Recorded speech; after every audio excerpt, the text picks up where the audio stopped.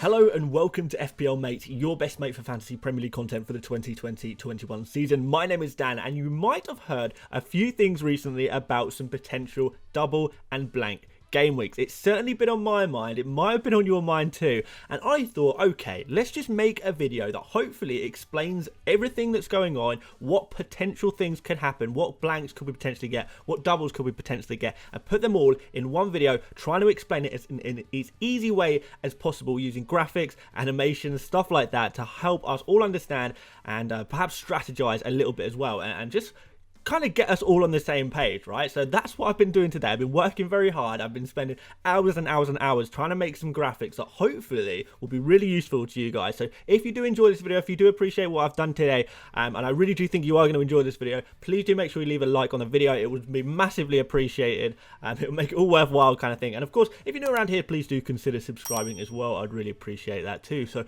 I think without further ado, let's have a look at the graphic that I've come up with. Right, let's start off simple. There are 4 weekends left in the English football calendar. Between those 4 weekends are 3 midweek game slots. What you see here in front of you is the fixture schedule as things currently stand. Game week 34 and then the UEFA Champions League and UEFA Europa League in the midweek slot. Then we've got game week 35, then game week 36 in the midweek slot there. Game week 37 at the weekend, the same weekend where the FA Cup will take place. Then we've got a free midweek slot. Nothing's happening in the middle of the week here in terms of football. And finally, the final weekend of the season. This is reserved for game week 38. So the European competitions, the FA Cup final and that final day of the season, marked as game week 38 there, these cannot move. Theyese guys are static. They're not going anywhere. Everything else can kind of jumble around a little bit as long as no fixtures clash with one another. So we've got that. Let's ramp it up a little bit. So you can now see all of the fixtures from the Premier League teams on all of those competitions. Everything's on screen now. It looks pretty straightforward. Now, the only problem area here arises because a football team can only play a maximum of once per slot. So, for example, in the weekend slot in game week 37, you can see that Chelsea and Leicester, their FA Cup fixture clashes with their Premier League game. So they can't play, neither Chelsea nor Leicester, they can't play twice in that one block slot there. So in ordinary circumstances, that would be easy. We'll just move that to the next available slot. So the midweek slot directly after that. On this detailed calendar though, there is one more thing we need to add. And that is the unscheduled fixtures between Aston Villa and Everton and the game between Southampton and Crystal Palace as well. All of these teams are guaranteed to have a double game week at some point between now and the end of the season. Again, in this current nice simple model, these 2 fixtures, they could just slot into a free midweek slot to create a double game week in FPL. So they could go in the midweek slot of the 4th to the 6th of May, where the European games are being played, for example, because none of Villa, Everton, Southampton or Palace, none of them play in Europe, so that would be fine. Or they could slot in within that free midweek slot between game week 37 and 38. How easy would that be? That would be amazing, right? Unfortunately, these things are not quite that simple. This is where things get complicated, and I'm hoping, guys, you can follow me here. Try and follow me. So, this line I've just drawn in is what I'm going to call the stadium line. Now, the stadium line denotes the point where legally crowds could be let back into stadiums to watch these games live. This is a line where crowds are allowed in stadiums, hence the stadium line. So every fixture played beyond this line, the fans will get to attend. Amazing. Some teams, for example, Wolves, they've already started selling tickets to these games. So this is happening. Home fans are going to be going. This is going to be fantastic for fans. Fans of some clubs. Anyway, because the problem here is that the only game week that is past the stadium line is game week 38. That's the only game week past that line, right? Which means only half of the teams will be able to play in front of home fans. The rest of them will be going to games full of fans, but there will be, away fans. That's not quite as good. So if you're a Chelsea fan, for example, United fan maybe, you miss out on seeing your team play live at home. And before this line, you can't go to a stadium. It's against the rules. It's against COVID rules in the country, so it's not happening. The thing is, every team should be able to play in front of a home crowd at least once. That would be fair. And guess what? Every team that doesn't play a home game in game week 38 happens to play a home game in game week 37. So that's easy. We've got a free midweek slot let's just move all of the Game Week 37 fixtures to that midweek slot, and now every team in the Premier League plays at least one fixture at home beyond the stadium line. All 20 teams, they're going to be able to play in front of their home fans, you know, and that's just fantastic. Everyone wins. Then, when we look at this now, we've freed up a little bit of space. We can accommodate those pesky unscheduled fixtures that you see in the bottom left-hand corner. We need to put them somewhere. All we need to do here, extend Game Week 36 into the next slot to create a double game week, and then we pop those pesky fixtures in there. Now, these highlighted teams will all play twice in a game week. Lovely. This is a possibility. It's a very simplistic version of this possibility. Unfortunately, whilst this is possible, and if this was to happen, obviously we'd be targeting those just 4 teams that have double game weeks. Maybe we'd be looking at Everton, maybe we'd be looking at probably not necessarily Southampton, maybe Crystal Palace, maybe Aston Villa. But that would be what you do there. Those would be the only teams that have the double game weeks. But it's going to be more complicated than that, guys.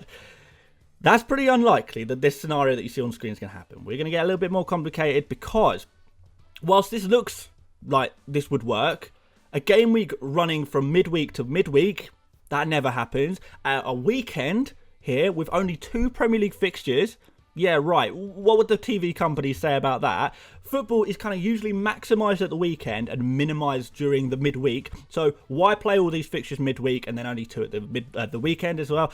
None of this makes sense, and this is why this scenario is kind of unlikely, or even though it's technically possible. So let's go back a step. Let's give this another go. Let's try and create something a little bit more likely. You know, if we want to schedule more Premier League games of football at the weekend and less during the week, during the weekdays, what do we do? Well, that's easy. If we're going to do a better model, we're going to do it this way and put more fixtures at the weekend. What do we do? Well, we just move those Game Week 36 midweek fixtures to the now empty weekend. So that shifts along as well. Hopefully, guys, you're still with me. You're following, right?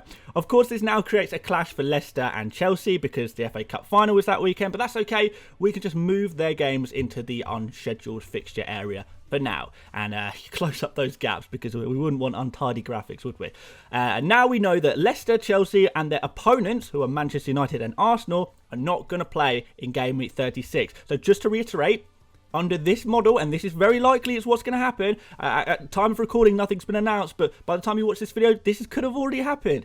All of these teams, none of these teams, Manchester United, Leicester, Chelsea, Arsenal, none of these teams are going to play in Game Week 36. They will all blank. If you have a lot of players from these teams, you may feel to struggle a full 11 during this game week. Be aware of this. You've got to be aware of this. But alas, guys, every cloud has a silver lining. So let's extend Game Week 35 into the now free midweek slot and pop those pesky unscheduled fixtures in there. And now we have a fantastic 8 teams, all with double game weeks in Game Week 35. See, I told you, every cloud has a silver lining, right? It's not all bad, is it?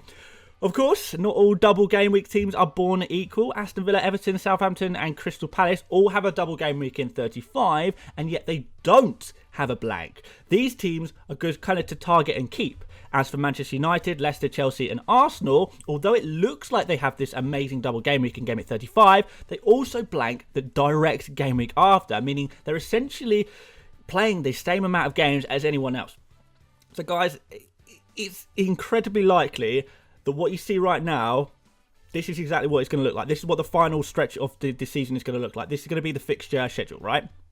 And for FPL, the way we can take advantage or ahead of all of your opponents, of people who don't do this kind of research, we've got to take advantage of the situation. Those of you who still have chips left, for example, you're in amazing luck. You are in so much luck. Triple captainers, bench boosters, use those chips on the double game week. Wildcarders, load up on players who double from United, Leicester, Chelsea. Get those players and then wildcarding Game Week 36 to quickly remove them for their blank game week. Free hitters. You could go both ways depending on what your team looks like. You can either load up on doubling United, Leicester and Chelsea players for Game Week 35 using your transfers, and then free hits the following week when they all blank, so you don't have to worry about them all blanking. Or you can do it the other way around, where you remove all the players that blank in Game Week 36, bring them all in on a 1 week punt using your free hits in Game Week 35, and then you don't have to worry about any blankers in Game Week 36 that way as well. Those of you who are like me, who don't have any chips left, don't worry, we can still massively take advantage of this situation. And the key is the transition and to effectively transition between the doubles in Game Week 35 and the blanks in Game Week 36. How are we going to effectively transition between Game Week 35 and Game Week 36? We need to maximize the amount of doubling players in Game Week 35 and minimize the amount of blanking players in Game Week 36. We don't have very long to think about this either. This is all coming up fairly short notice, you know. We can do that by saving transfers, and then if we have 2 transfers ahead of the Game Week 36 deadline, what we can do is we can have our players who double in Game Week 35, and if they blank in Game Week 36, we can just transfer out 2 players who are blanking in Game Week 36 and bring in 2 players who actually play in Game Week 36. That way we can just swap 2 players instantly. It's kind of like a micro wildcard in many ways for that game week, and that will be really useful.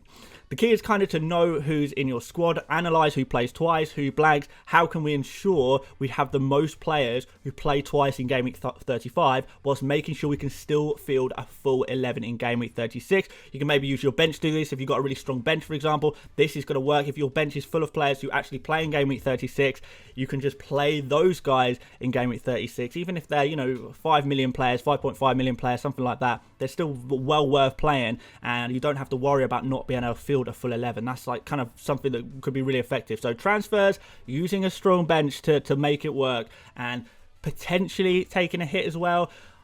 I think at this stage of the season, at the end of the season, hits no longer provide that long-term benefit. So if in doubt, maybe keep it simple. 1 hit's probably going to be okay. If you find yourself, you know, you can only field 9 or 10 players, maybe take 1 hit, no problem. 2 hits in an emergency if you're in really, really big trouble. But after that, you're probably going to be damaging yourself just as much as you're helping yourself. So don't go too crazy on the hits, guys. It's not worth it at this end of the season. Right, let's finish you off by looking at all the fixtures in one table. I've made tables kind of like this in the past. I know you guys have found them really useful, so let's have a look at this one again. You can perhaps see a little bit more clearly now who is blanking and when they're going to be blanking, who has a double game week and when. And maybe this will help you start targeting some teams and some players if they have a really nice, good run. You know, these are my personal fixture ratings. Take them with a pinch of salt. If you don't agree with them, you don't agree with them. But maybe use them as a guide of who kind of has the best fixtures and worst fixtures, including the doubles and the blank game weeks. You can kind of have a look along the lines of the different teams. If you fancy it, start targeting some players, guys. Feel free to pause the video, take a screenshot, whatever. I will be providing this still graphic and the graphic from the last page as well. I'll put them both on my social media. I'll put them both up this evening. You can grab the images from there and just save them to your phone, use them as references as ever you want. I know I like to use these images, even though I make them, you know, I like to use these images for my own purposes while I'm planning out my transfer as well, so that I find them really useful. Hopefully you guys will too, and they'll both be on my Twitter and my Instagram page, so just go to @FPLmate, that's all one word, on either of those platforms and have a look, save the image, do whatever. Hopefully you will find these graphics really useful.